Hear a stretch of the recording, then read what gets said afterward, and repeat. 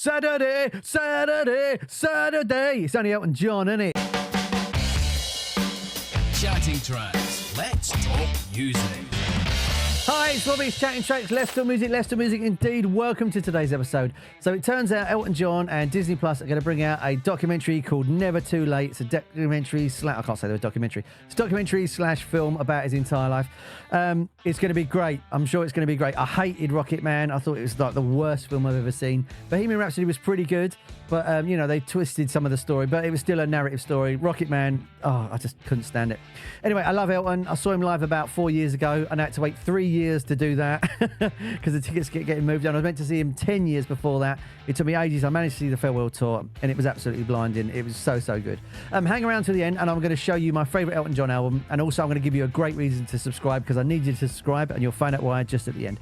Anyway, so this Never Too Late documentary is made by RJ Cutler, and he did Belushi in 2020. He's done the Billie Eilish film as well, and obviously he's done this one as well. Also, David Furnish is involved, and he did Tantrums and Tiaras. I've never seen that, actually. It's one of the things I've never seen. It was on telly and I was ill, and I keep forgetting to look at it. It's probably on YouTube. He also did Rocketman, and also this new documentary that's coming out now, which I can't wait to see. Elton's just fantastic, and I hope this is, because David Furnish, obviously his partner's involved, I hope this is a warts-and-all documentary. Rocketman did it a bit. His book was pretty good as well, but I really hope this is warts-and-all version. Anyway, let's check this out, shall we?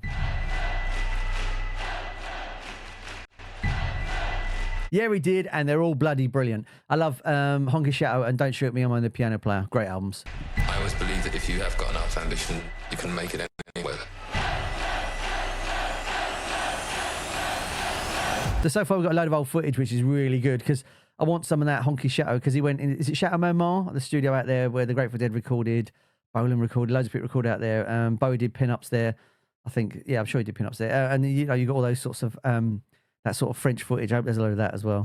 Ladies and gentlemen, Elton John. When I was very young, my life was... Blue Jean Baby, LA Lady. Fantastic. Obviously, from this photo now, we're going back to the early years, and he was with Long John Baldry. There's a clue to a title and his name there. So it's really cool. Except we're going right back. It's not just going to be like a modern one. It's all consumed by music. I just wanted to become a songwriter. The album went soaring up into the charts. Did you know that you nailed it? Yeah. We had hit after hit after hit after hit. That car there, I've seen that for sale online, and I think it went for like 5,000 euros or something like that. You can actually buy that car. It's for sale somewhere. If I find a link to it, I'll put it in the description. We had hit after hit after hit after hit. The acclaim grew and the audiences grew. You're the most famous pop star in the world. Oh, yeah. So obviously one of my heroes is John Lennon there, and that's from Whatever Makes It Through the Night. Or maybe they were doing Lucy in the Sky with Diamonds. Because Elton said to John, what song should I do of yours? And he says, just Lucy in the Sky. No one really does that one. And obviously they covered it and did a great version of it. And then he got him out at Madison Square Garden. Last live gig of John Lennon, which is just heartbreaking. But I would listen to a documentary on BBC Radio 2 and they were talking about it. And they've got such good friends. Fantastic. Elton John is set to play at Dodger Stadium. No solo artist has ever put on a live stadium show. Cool. I knew Dodgers. it couldn't get any bigger.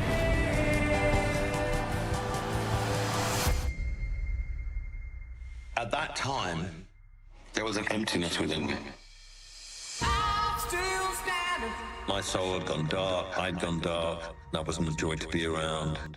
So far he's obviously talking about the problems he had back in the 70s there. And when you listen, you know what I did the other year? I literally got his albums and I played them start to finish from the first Elton. So back there, I don't know if you can see, there's a section there. It's all just Elton. It's all the original albums.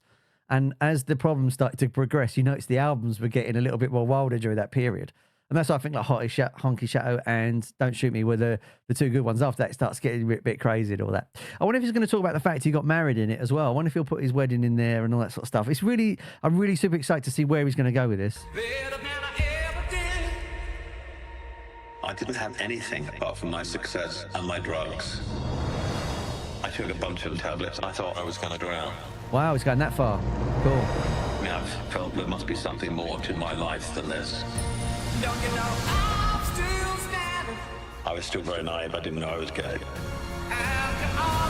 If people were gay, they were in the closet. I was desperately wanting happiness. I'm going completely the wrong way about it. made me realise family was more important than anything. Yeah, he is. I've got to the point in my life where I have to do what is honest.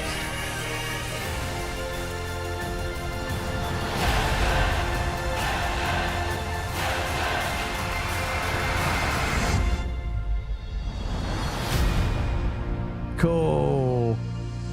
Wow. Yeah, it looks great. I'm super excited about that. It looks like it is going to be a warts-and-all documentary. They're going to go through the whole thing. I can't wait to see it. Let me know in the comments what you think. Are you really excited about it? Can you not wait to see it as well at Archive? I think it's going to be absolutely fantastic as well. Let me know, did you see him live as well? I'd love to know if you saw him live as well like I did. When did you see him? Did you see him in the 80s, in the 70s? Did you see him in the early 60s? I saw him 4 years ago and he was amazing.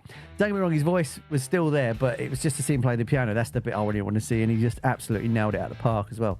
Anyway, let's get on to my favourite album, Viz. So it's not the one I think people would normally pick. It's this one. It's the Tom Bell Sessions. I think this album's absolutely amazing. So, Elton loved the Philly sound, and he decided he wanted to make an album that sounded like that. So he went to Philadelphia. He did it. He made 6 songs, and he's like, I'll come back and finish it, and never did. This is 1977, I believe it was. Let me know in the comments if I'm right or wrong on that one. 77. And he never went back, and it's probably 6 of the best tracks he's ever done. It's an amazing sounding album. Are You Ready for Love's on this? Is the big track that everybody knows him for. From this album, which got remixed, so it's not the original version, but it's very close to this. But I love this album. I just think I'm so gutted he never went back and did the last, to make it a 10-track album. I think it just would have been absolutely amazing. What's your favourite album? Let me know in the comments. I'd love to know your favourite album is as well. Now, I need you to subscribe to the channel, and here's why. So, me and my mates, we just love music, and we love lots of unsigned bands, and let's be honest, the British music industry is absolute fucking trash at the minute. They're not supporting any bands. There's no bands around anymore. We do a live stream where we play live bands and stuff like that, and we champion live bands all the time. So the idea is, if I can get about 10,000 subscribers, and I do put an unsigned band on, and only 1,000 people watch it, it won't tank my channel. That's why I need about 10,000, just to make sure I don't suffer my channel by playing these unsigned bands. I hate to be this brutal about it and this realistic, but this is exactly what has to happen. I need to make sure I get around 10,000 subscribers so I don't take my own channel, because the British music industry does not care about bands and music anymore. They just don't give a shit, and it's a real shame. Anyway, so if you can subscribe and get all your friends to subscribe, and that I can start playing some unsigned bands, and we do the live stream, and more unsigned bands will get some exposure, and hopefully we can kickstart the British music industry to back to where it should be, like it was in the 70s and the 80s and the 60s. Look at me riling and going on, but you know what I'm saying? We need more music in this country because we just haven't got it, and there's no support for them. So yeah, come on, hit up, subscribe, and help me out, because I need your support. Anyway, while you're here, check out the rest of the channel. I've got reactions, I've got deep dives, I've got the live stream as well, and I've got reviews of things as well. And I enjoy the rest of the channel. Anyway, I'm super psyched to get this. I think it's going to be great. Let me know if you like the Rocketman film as well. I'm interested in that, because I just thought it was terrible. But anyway, thanks for joining me in this, and I'll see you on the next one. Love and peace.